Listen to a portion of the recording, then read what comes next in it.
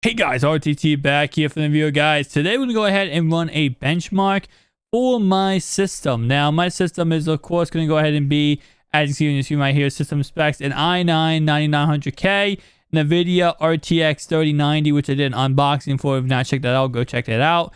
It's also 3200 DDR4 RAM, and it's, of course, 64 gigabytes. So we're going to see how this actually matches up, see how good it does on the Geekbench.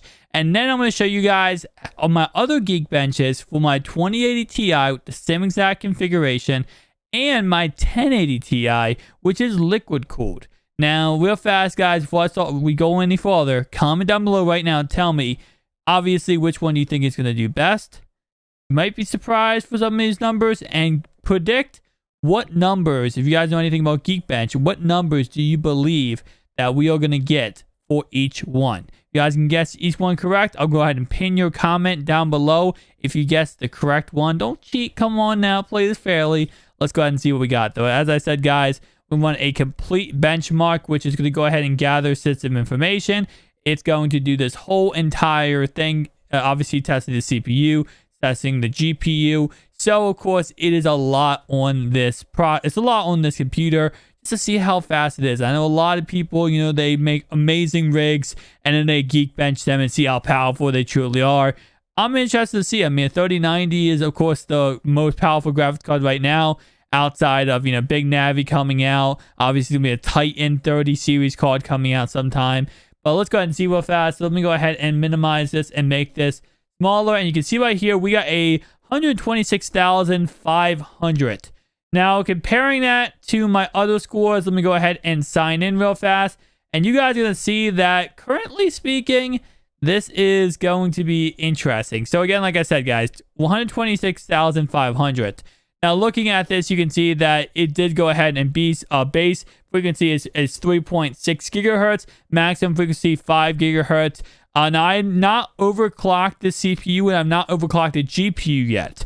So neither of these are overclocked. These are all base, frequencies. You can see 64 gigabytes, 1199 megahertz, DDR4 SRAM, SD RAM, 2 channels. And you can see right here we have sober, and these are all the results for this exact thing. Horizon detection, stuff like that. So this is for a 3090 with a 9900K. Now, again, we're going to eventually upgrade. I'm probably going to do a PC build where I actually build a PC and I actually use a better CPU, as in like maybe a 10900K, even higher than that. Sometime very, very soon. Stay to the channel for that, guys.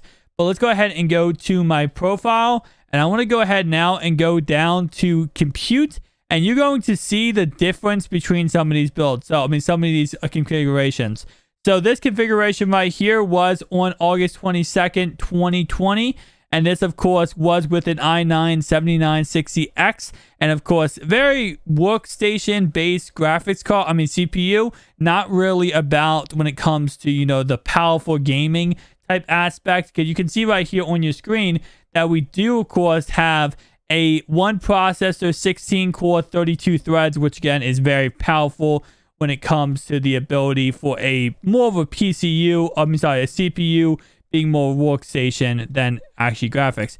And this system, we did have 32 gigabytes of RAM, 1600 megahertz, and then DDR4 SD RAM like normal, 4 channels.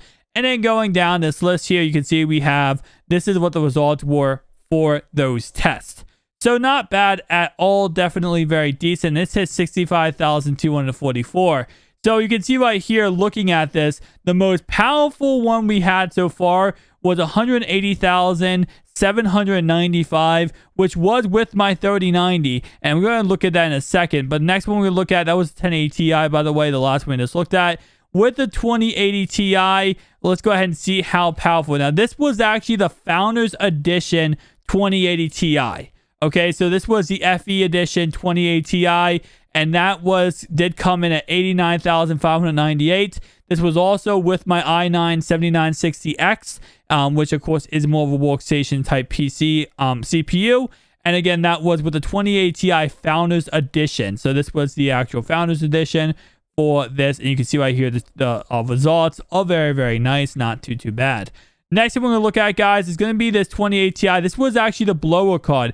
This is the NCXT build that I had when I first got it. It was, of course, a blower card, which you guys have seen in previous videos. And it actually hit 117,219. Now, of course, the 9900KX is actually 9900K, not X, is better than the other CPU I have because, again, it's more overall better.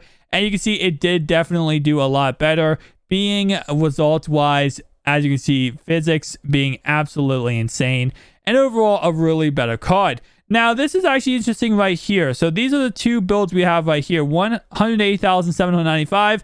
Now, these are exact same builds. This is actually a test I did around, what was this?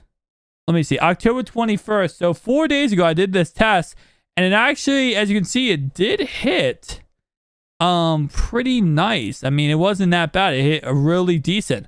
And then we just did a test right now, and it hit 126,000. So I'm not sure why it hit 60,000 less in a matter of a couple of days. But you can see, like, yeah, it definitely, for some reason, did worse. And I'm not sure why. Now, I did configure my PC a little bit different when it comes to, more for gaming than performance, like a workstation. And that might be what actually ended up happening to make it a little bit worse. But we're going to run it one more time and see the results and see if, you know, maybe we can figure out why that happened. Because that's definitely strange when it comes to, you know, configurations. I mean, if I did change configuration a little bit, I'm surprised it actually did go ahead and affect it that much when it comes to overall, like, power. Interesting. I mean, again, it does kind of make sense because, again, I am changing around settings. I'm, you know, optimizing certain things rather than having it for other things. But you can see right here, let's go ahead and do this again, 124,000. So is that actually, I think that's worse, right? 180, 120. Yeah, it's actually worse. Interesting. Okay, I'm really interested by that. I mean, obviously, every single time might be a little bit different. It might be because I have other programs open. So, and that might be another thing I have, like my, for example, I have my thing recording. That might be using up the CPU a little bit. Actually, it is using up the CPU a little bit. That does kind of make sense. It's a little worse. I think if I stop recording, I'll probably have better results overall. But guys, tell me down below your thoughts and opinions. And this is, again, benchmarking versus the 2080 Ti. So the 180,000, the one you should be looking at, guys, because that's the one, of course, that was being benchmarked without anything else open.